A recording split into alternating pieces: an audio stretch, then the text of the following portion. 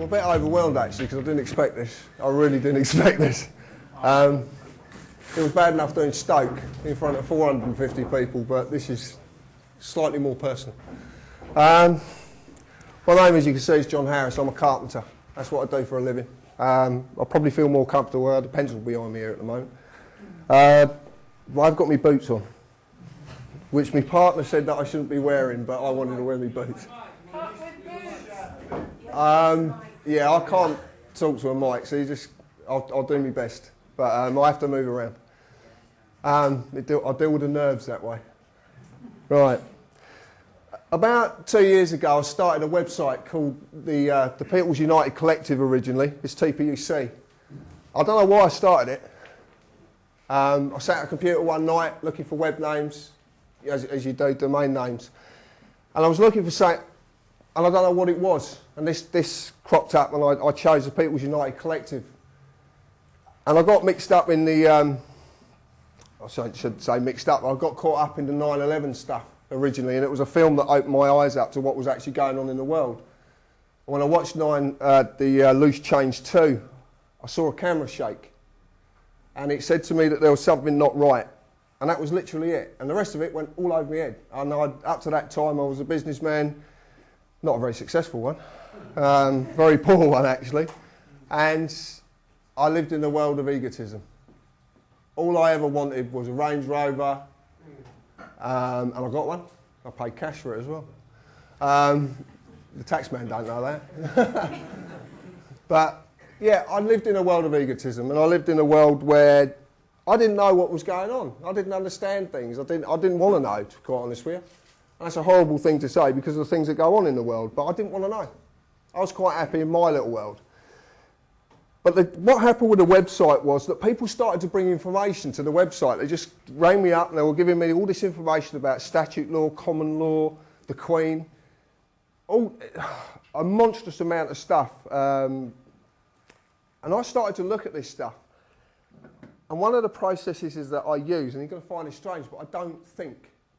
I don't think about anything. I just allow things to come to me. And I'll explain that later, why I do that. There is a big reason why I do it. And this information started to flow over me, and I started to look at law. I started to look at common law and statute law and all the different bits and pieces, the way the police sort of acted and are acting. And it suddenly started to kind of, I don't know, there was something I could see that was not right about everything. And this is basically what we've ended up being, is the People's United community. And it is a worldwide community.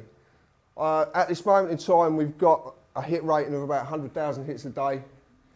And we've got 98 countries looking at what we're doing. Because what's going on here is going on all across the world.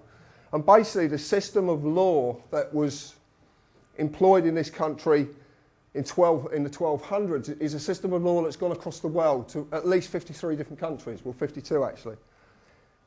And the results of what's happening in America and what's happening in Australia and New Zealand, even the Czech Republic, places like this, are all results of because of one document that was placed in the common law of this country, which is Magna Carta. I don't know if you know what Magna Carta is, or we've heard the word Magna Carta. A lot of people think it's ice cream. They do. Seriously, I do.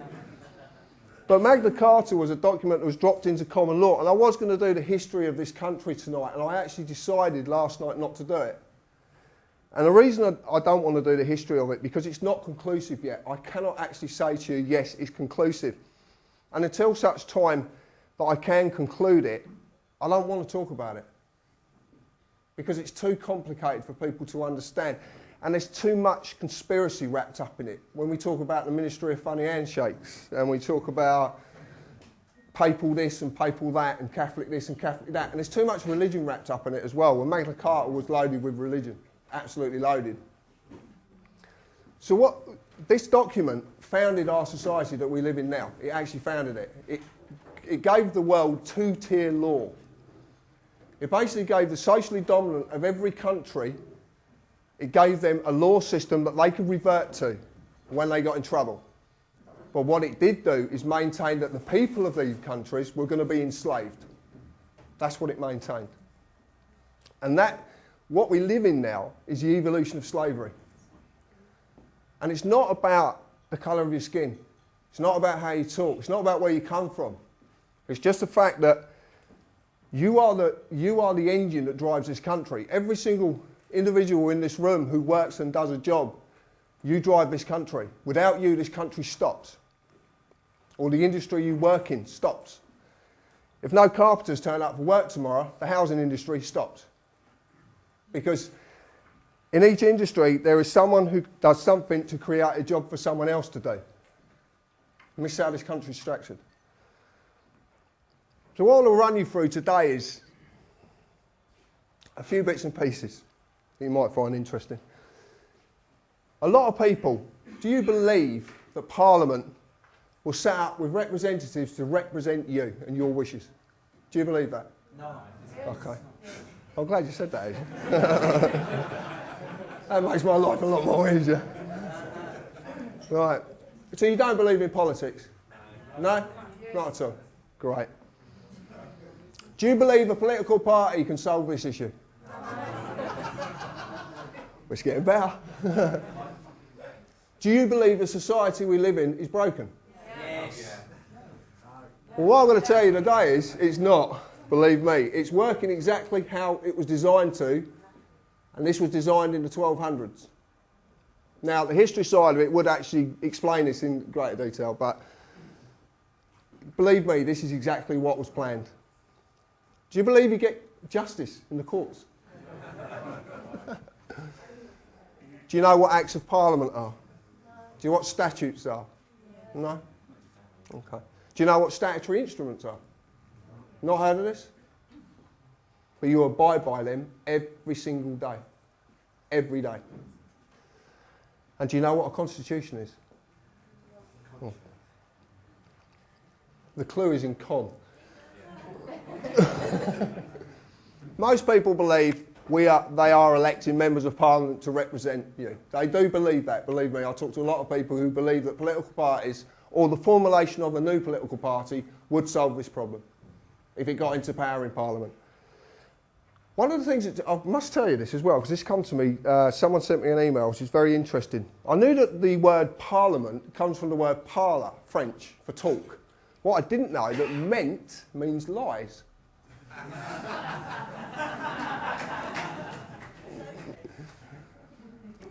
What? One of the things I didn't explain as well, when I recently did a talk in Stoke, and I kind of assumed a lot of things. I was presumptuous and I look back at the tape which Scott did, and this is BBC 5, by the way, not BBC, but BBC 5. Yeah, he deserves it, believe me, he's done a lot of hard work. When I was in, I forgot what I was saying. when I was at Stoke, I was very presumptuous, and it was basically because, I don't know, I kind of like forced my opinion on people. And I felt like I watched the DVD back and cringed quite a lot. And I saw myself as a preacher. And I don't want to do that. So what I'm going to show you tonight is my experiences. This is about me. And I'm not saying that egotistically or big-headedly or anything. I want to show you, because I've lived a lot of these experiences. And that's what I want to share with you. What I found out, after a lot of information coming to me, I found out that the directors of the Parliament are basically directors of a corporation. That's all they are. And they're actually a for-profit corporation, which makes them making money. They're trading. I didn't believe this, so I had to go and find it for myself. And this is what I want you to do. I want you to take this information I'm going to give you tonight and actually go and look at it yourself. Because when you look at this, you will realise what the truth is. I can tell you this all night long, but it's meaningless unless you actually see this for yourself. This is Dun & Bradstreet.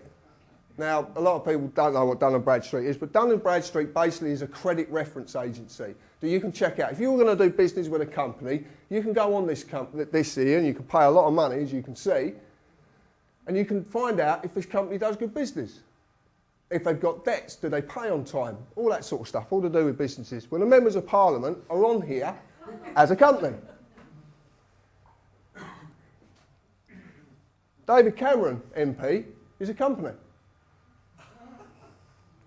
Gordon Brown is a company. And this is the best one. Alistair Darling is a trading name of the Labour Party. Now, there's something very key to this because Alistair Darling is a diplomat. And a diplomat has diplomatic status. That means they can circumvent certain laws to do things. This is why trading. You'll like this picture. This is very fitting at the moment, and this comes from an article from my dear friend over there.